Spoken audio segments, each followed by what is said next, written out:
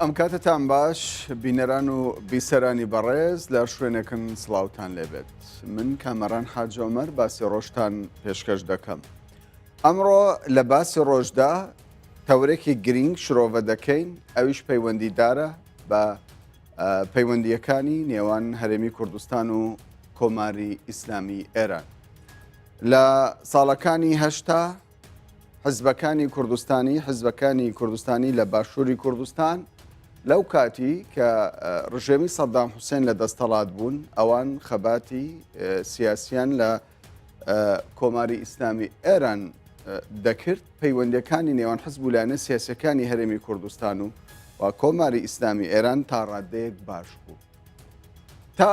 ڕاپەڕین ساڵی 1991 پەیوەندیەکان ئاسایی بوون. دوای ڕوخانی ڕژێمی سەدام حوسێنیش پەیوەندیەکان ئاسایی بوون. بەڵام لەو کاتەوەی کە سەرۆکی هەرێمی کوردستان مەسعود بارزانی بڕیاریدا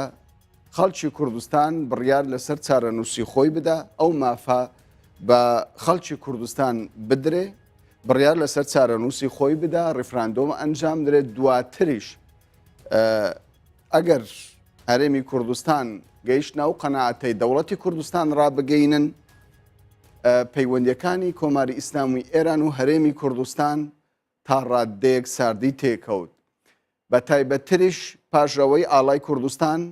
لە پایتەختی وڵاتانی جیهان وەکو بینیمان لە مۆسکۆ ئاڵای کوردستان بیندرا، لە ئەنقەرە، لە عەرەبستانی سعودیە، لە ئوردن، لە زۆربەی وڵاتان دان بە ئاڵای کوردستان نرا وەکو هەرێمێک و دان بەوە دانرا کە خەڵکی کوردستان بڕیار لەسەر چارەنووسی خۆی بدا.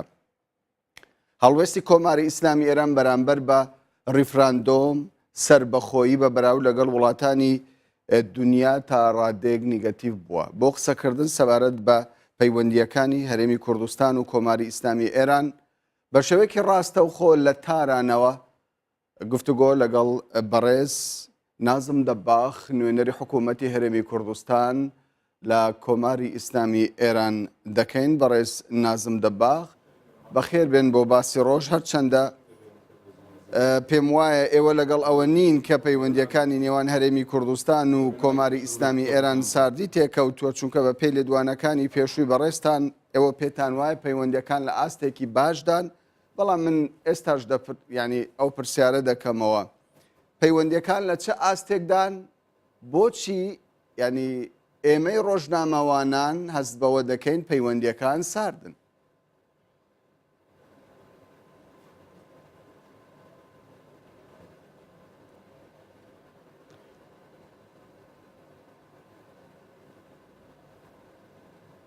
دەنگتان نییە. جارێکی دیکە پرسیارەکەم دەکەمەوە بەڕێز دەباخ. ئێستا دەنگم من دەگا پەیوەندیەکانی هەرێمی کوردستان و کۆماری ئیسلامی ئێران ئێستا لە چه ئاستێکدایە؟ بۆچی ئێمەی ڕۆژنامەوانان وا هەست دەکەین کە پەیوەندیەکان وەکو پێشوونین ئێستا ساردە پەیوەندی هەرێمی کوردستان و کۆماری ئیسلامی ئێران؟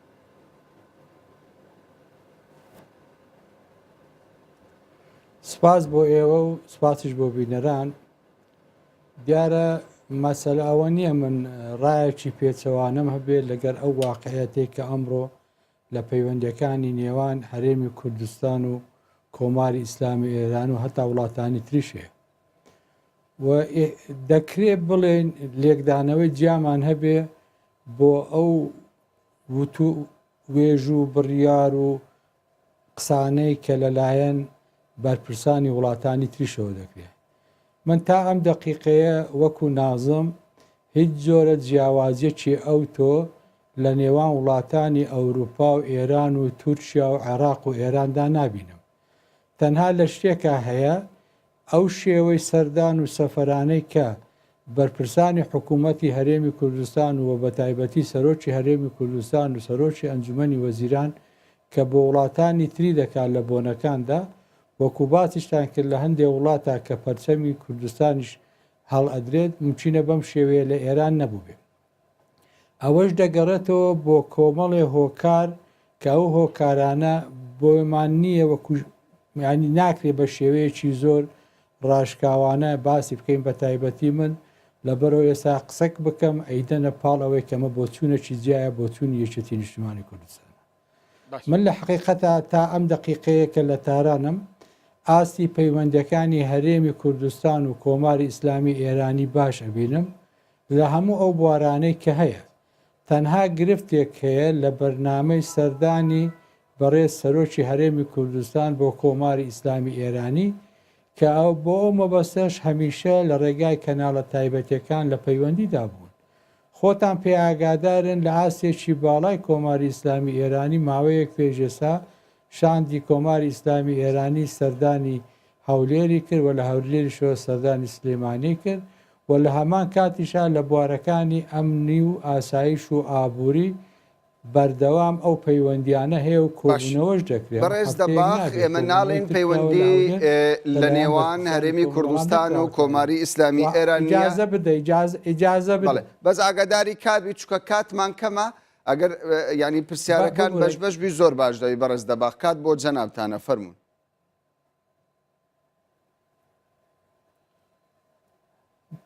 ببوورە پرسیارەکەت تێنەگەیشتم پرسیارەکەی من ئەوەیە ینی ڕاستە ئێمە ناڵێن کە پەیوەندیەکانی نێوان هەرێمی کوردستان و کۆماری ئیسلامی ئێران پچراوە ئێمە دەزانین پەیوەندیەکان هەن بەڵام پەیوەندیەکان لەسەر ینی لە ئاستی خوازدا نییە ئەو پەیوەندی و جموجۆڵی کە ئێستا دەبیندرێ هەرێمی کوردستان لەگەڵ وڵاتانی پایتەختی دنیا هەیەی لەگەڵ کۆماری ئیسلامی ئێران نیەتی ینی نهێنی پشت ئەو بەڵێ فەرموو بەڵێ من ئیشارەم پێکرد جیاوازێک لە سەردانەکان هەیە و ئەو سەردانانش وەچی گوتم زیاتر گرفتێکەیە لە سەردانی جەنابی کاک مەسعود سەرۆکی هەرێمی کوردستان بۆ کۆماری ئیسلامی ئێرانی ئەگەر نا پەیوەندی لە ڕێی کەناڵە تایبەتیەکان هەیە بەردەوام و هەروەها لە هەموو بوارەکانیش کە پێویستە لە ڕووی ئەمن و ئاسایش لە ڕووی بازرگانی لە ڕووی کۆمەڵایەتی لە ڕووی فەرهەنگیەوە هاتوچۆ هەیە و چالاکیش هەیە من پێم وایە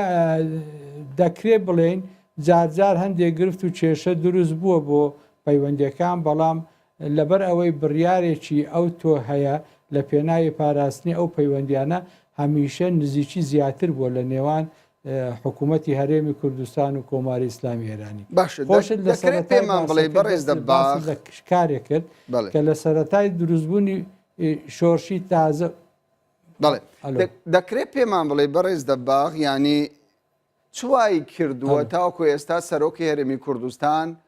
سەردانەکەی ئەنجام نەدا لە کاتێکدا چەندان جار ینی بازدەوە دەکرا هەتا لە سەرزاری بەڕێزی شتانەوە بەم نزیکانە سەرۆکی هەرێمی کوردستان سەردانی کۆماری ئیسلامی ئێران دەکات هۆکارەکان چییە کە وا دەکا ئەم سەردانە ئەنجام نەدرێ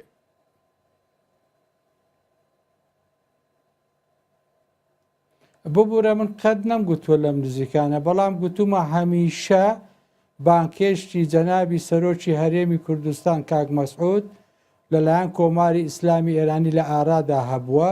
بەڵام کە جەنابی کاک مەسعود لە وەڵامەکەی ئەوە بۆ چاوەڕوانی کاتێکی گونجاو و وەروە بەرنمەیەکی دیاریکراو دەکات و ئینتیزاری ئەو بەرنامە ئەو کاتە دەکرێت و چەند جارێکیش لە ڕێی کەناڵە تایبەتیەکانەوە لە هەولێر پەیوەندی بە سەرۆکایەتی هەرێمی کوردستان و جەنابی کاک مەسعود کراوە ئانی من پێم وانییە گرفتەکە لەبەر ئەوەبی کۆماری ئیسلامی ئێرانی نایەوێ یاوەخود با بڵێن سەرۆکشی هەرێم نایەوێت بەڵکو هەندێک مەسایلی تایبەتی هەیە کە دەکرێت ئەمانەش لە ئایندەیەکی نزیکدا چارەسەر بکرێت و کاتە بڕیان لە هاتنەکەی بدرێت دەکرێت بزانین ئەم مەسەلە تایبەتیانەی کە بەڕێستان باسی لێوە دەکەن چییە؟ یعنی بە پێی زانیاری ئێمە هەرچەندە ئێوە ناتانەوێت باز لەو پرسە بکەن بەڵام پێشتر لە میدیا باسی لێوە کراوە لە کوردستان 24 باشکرا باسی لێوە کراوە کە یەکێک لە هۆکارەکانی نەچوونی سەرۆکی هەرێمی کوردستان بۆ تاران ئەوەیە تاوکو ئێستا تاران قەنەعەت بەوە ناکە ئاڵای کوردستان هاوشەوەی ئاڵەکانی دیکە بەرز بکرێتەوە ئەمە تا چەند ڕاستە؟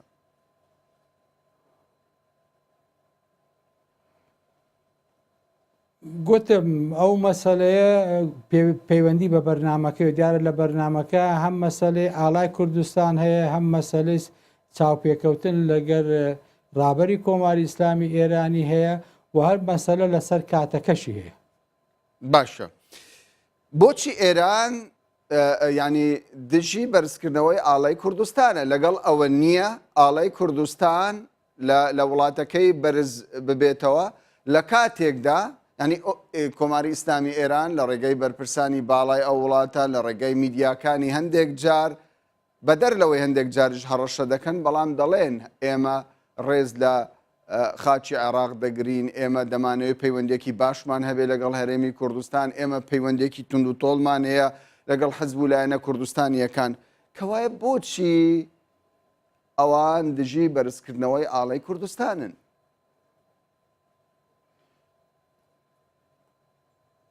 من پێم وایە لێرە ناڕوونێک و ناشەفافەکێ لە پرسیارەکانی ئێوە لەگەر ئەو واقعەتی کە هەیە هەمیشەی ئێران بە تەنها لێ حسابەکەن ئەگەر ناخۆ تورکیاش لە کۆمەڵی مەسەلە و لەسەر ئاڵاکەی کەرکک هەمان هەڵوێستی ئەگەر تونتر نەبوو بێ نەرمتر نەبوو لە کۆماری ئیسلامی ئێرانی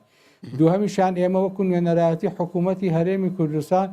زۆرجار لە ڕۆژنامەکان و لە چاوپێکەوتنەکانمان پەرچەمی هەرێمی کوردستانمان لە پشت سەریە لەگە عێراقا و لە بەرجی یەکەمی ڕۆژنامەکانە بڵاو کراوەتەوە و چەند جارە ژڕێکەوتووە لە بۆنە و کۆبوونەوە و هەمایشەکانی کە لە ئێران لە تاران ئەنجام درراوە پەرچەمی هەرێمی کوردستان و پەرچەمی عێراق هەڵدراوە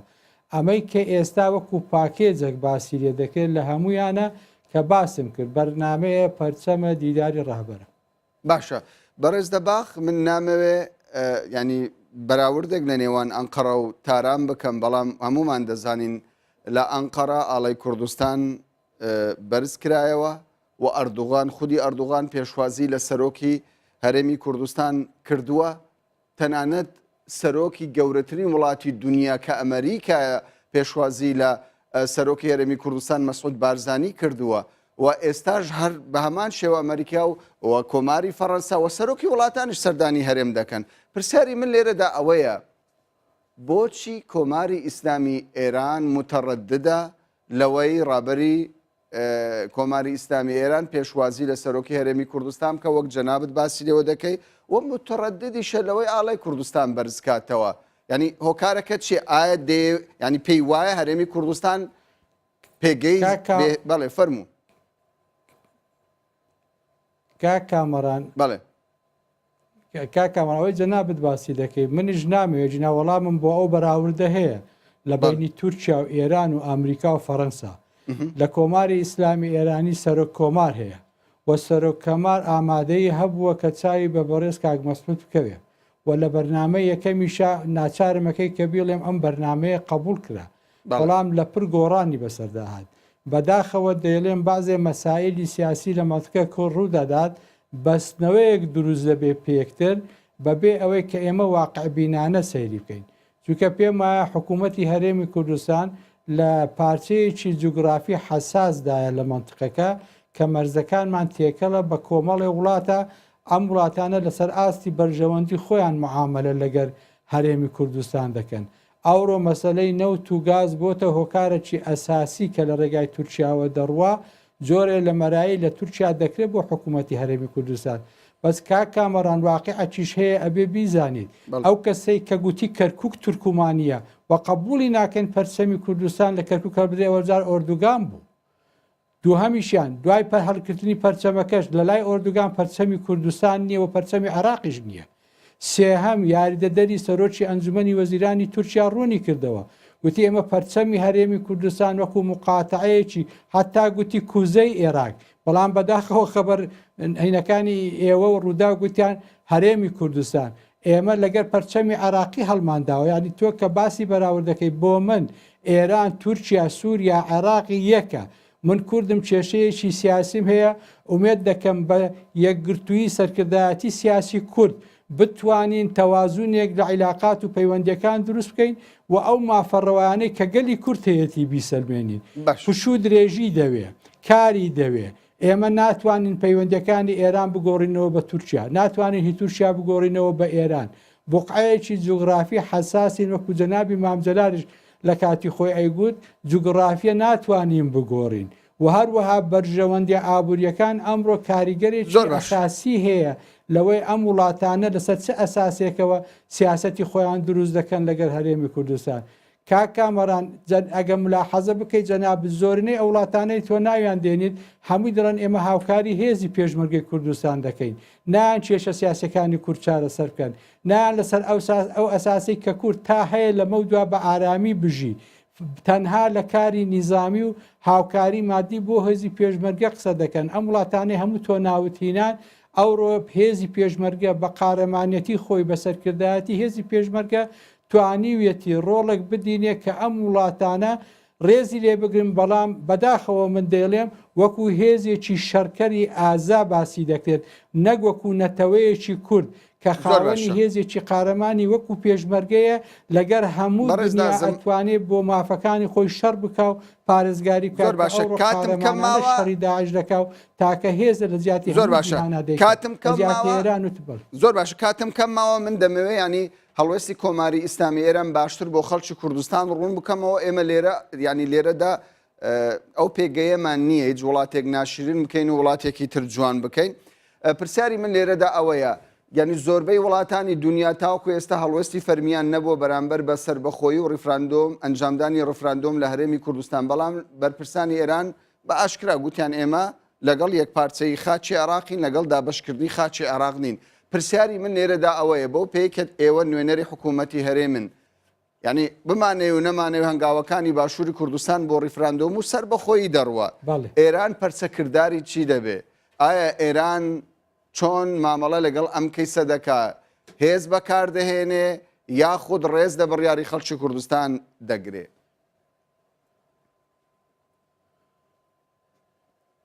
من بە پێی تەجروبە و ڕابردووی کە هەمە لەگە کۆماری ئیسلامی ئێران و ئەو مێژووی کە لێی شارەزام و خوێندومەتەوە، من پێم وایە ئێران هەڵوێستی مولایمتر دەبێت لە وڵاتانەی کە ئێستا خۆیان بە دۆستی کورد نیشان دەدەن، چونکە ئێران هەمیشە ڕێزی لە ڕێی نەتەوەی عێراق و نەتەوەی کورد بە تایبەتی گرتووە و پشتیوانیشی لە داخوازیەکانی کردیە، بەڵام نەی شاردۆتەوە، وڵاتانی تژنیان شاردۆتەوە. دەڵێ ئێمە لەگەر چارەسەرکردنی کێشەکانی کوردین لەگەر بەغدا گەڕانەوە بۆ دەستوری هەمیشەیی عێراق لە ڕێگای گفتوگۆ، واتە ئەگەر بگەڕێنەوە بۆ دەستوری هەمیشەیی عێراق لەوێ ئەو بەندانەی کە ئێمەش کێشەمان ئەوە بووە کە دەستوری عێراق جێبەجێ ناکرێ و حکوومەتەکەی مالیکی و ئێستا عەبادی و پێشتر جیبراهیم جعفەری و هەتا عەلاوی هەمویان نەیانتوانیوە پابەند بن بەو قانونە بۆ دەستورە، گرەیمان لەوەی هەبووە لەوە ئەنجامی پابەند نەبوون بە دەستوری عێراقەوە ئەو کێشانە دروست بووە و ئێستا چەندین جار باز لەوە دەکرێت کە حکوومەتی هەرێمی کوردستان لە ڕێگای وتوێژەوە دەگەڕێتە بۆ بەغدا، بەڵام مافەڕەواکانی خۆی باز دەکە. من پێم وایە ئەگەر هاتە سەر ئەم واقعیەتەی هەرێمی کوردستان دوا بڕیاری چارەنووسی خۆی بدا، سیاسەتی ئێران مولایمتر و مناسب تر دەبێت لە وڵاتانی تر. باشە ینی هەناردەکردنی نەوتی کوردستان، ڕاکێشانی بۆڕی نەوتی باشووری کوردستان لە ڕێگای کۆماری ئیسلامی ئێرانەوە ئەم پرۆژەیە بەکوێ گەیشت؟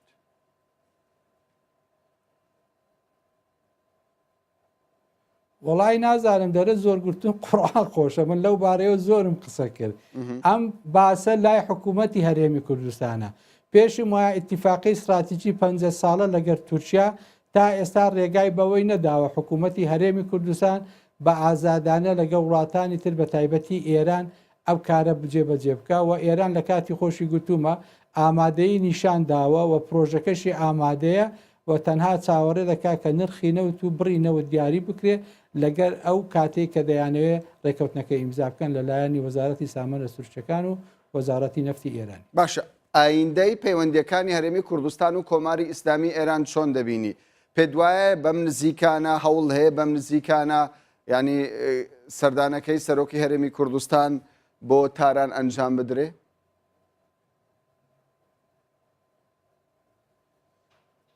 بەداخەوە من لێرە چونکە سەرۆکایەتی هەرێم کەناڵی تایبەتی خۆی هەیە، هەم وەکو پارتی وەک سەرۆکی هەرێم زانیاری کامیلم دەکردنیە، بەڵام ئەوەی ئەیزانم دوایین شاندی هەرێمی کۆماری ئیسلامی ئێران کە لە ئێران لە هەولێر بووە چای بە بەرپرسانی ئەوێ کەوتووە و دیدارەکەیان بە زۆر بە ئیجابی هەڵسەنگاندووە و هەروەها